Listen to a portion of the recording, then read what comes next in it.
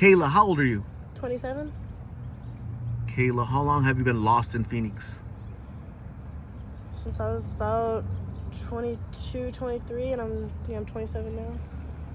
So about 5 years out here? Just about, yeah. So when you were 22, what caused you to come out here? I was going through a big, I guess you should say call it a breakup. My ex that I was with for 3.5 years died of cirrhosis of the liver. I woke up to him next to me deceased, so that kind of just threw me for a loop. I ended up losing my house, lost my car, lost my job, and just kind of plummeted. So, unfortunately. Sometimes trauma triggers people to become self-destructive, or just were you trying to numb the pain, you think? I guess, yeah, instead of like using it as like a way to, I guess, try to better my life, I use it kind of like as a weasel way out, and that's kind of where I screwed up a little bit. Do you have any children? I do not. I got a dog. Kind of like a kid, right? I have 5 of them.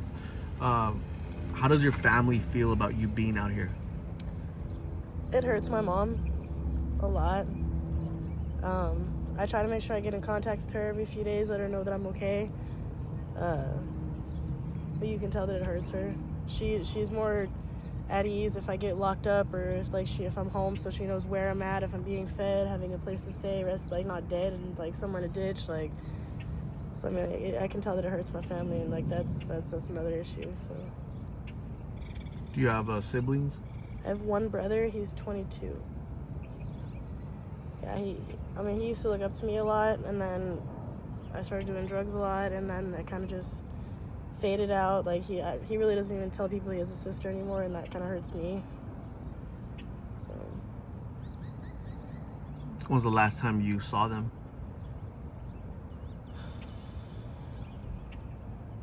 I think I saw my mom about 6 months ago. I think I saw my little brother about 8 or 9 months ago.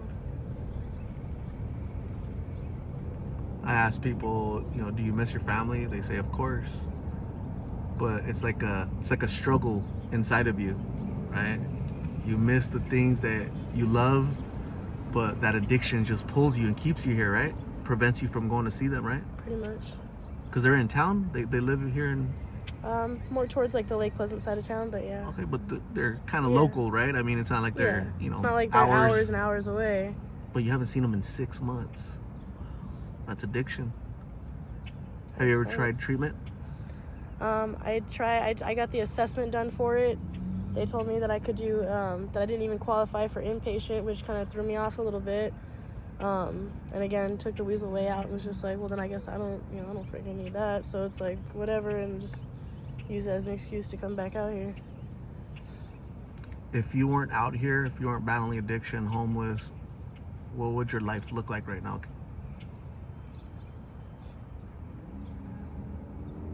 I'd probably still have my job doing HVAC. I'm HVAC certified. Probably still either be living with my mother or close to my mother. I probably still have all 3 of my vehicles. Probably still see my family a lot more often than 6 months, 9 months. Like a normal life, basically. Bills, working. Movies, eating out.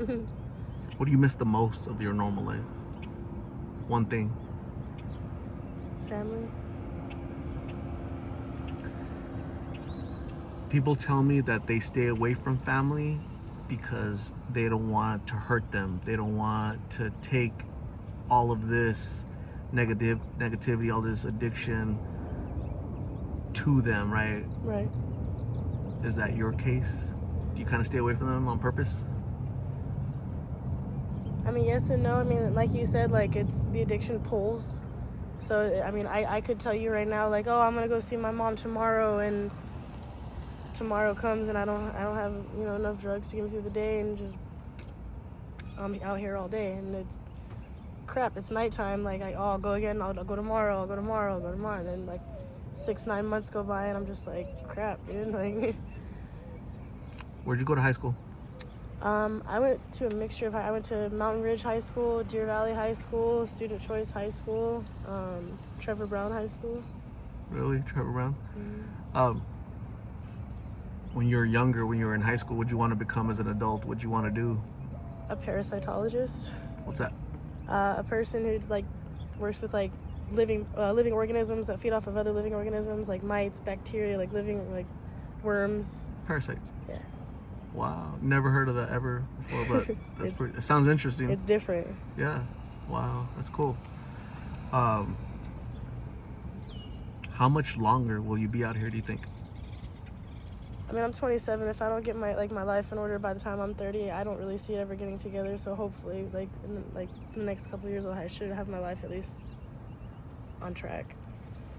I mean, I'm on probation now. I literally just got out of jail like a week ago. I'm trying to do it right this time. I've been checking with my PO. I have to go do a drug rehab place thing, so I got to go do that in the next, I think, like 2 or 3 days. So I told my mom that, and she said that I have her support. Do you think she'll support you? As long as I stick to it, yeah. Do you think as a parent she's been burned, and you know sometimes parents get tired because the bridge has been burned, and like and they kind of throw in the towel or give up, or like they might not trust you as much? I can honestly say I've put my mom through hell. She's put up with a lot for me. Addiction?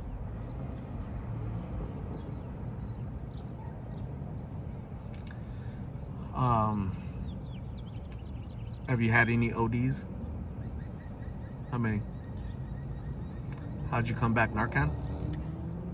The first time they kept throwing like ice cold water on me, and I just kind of just came back, I guess. The second time it took 4 shots of Narcan, 2 in both of my legs, CPR, sternum rub, mouth to mouth, and I barely came back.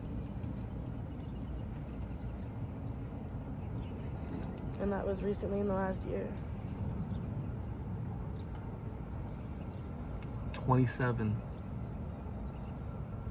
Don't join the 27 club, okay? You know what that is, right? No? Yeah. The musicians and celebrities that passed away at 27. It's too young. No one should outlive their parents, you know? True. And how much more pain would you put your mom through? How painful would that be for her to have to bury you? As much as she says that she's fed up and she's done with me, like it would kill her. She's your mom. She's gonna love you, you know? I think that's frustration when she tells you that, you know? She's at her wit's end, but at the end of the day, she loves you. You're her baby. Firstborn. Yeah, there you go, you know? And so, I'm asking you these questions because I've been doing this for 3.5 years. I've interviewed 1,000 people, and some people don't make it. They're gone. I'll never talk to them again. That's it. A lot of broken hearts, you know, because it's not just you. It's your mom, your siblings, your family, your community, you know? People are praying for you. And I think you understand that. I think people, when I say that, they understand it. It's just the addiction. The pull is so strong. I mean, right before I got arrested, I was on the phone with my grandmother. I just found out she's in the hospital. They took out the entire back of her neck. She can't even support her own head. And instead of going to see her, I chose to go get high. Like that. This time, I'm not gonna get back. I mean, she's still here for now, but I could have not done that, or even if I did go do that, and then boom, I get locked up, and she could have passed away while I was in incarceration. And last I would have told her was I'm on my way. Like. Wow. Sucks.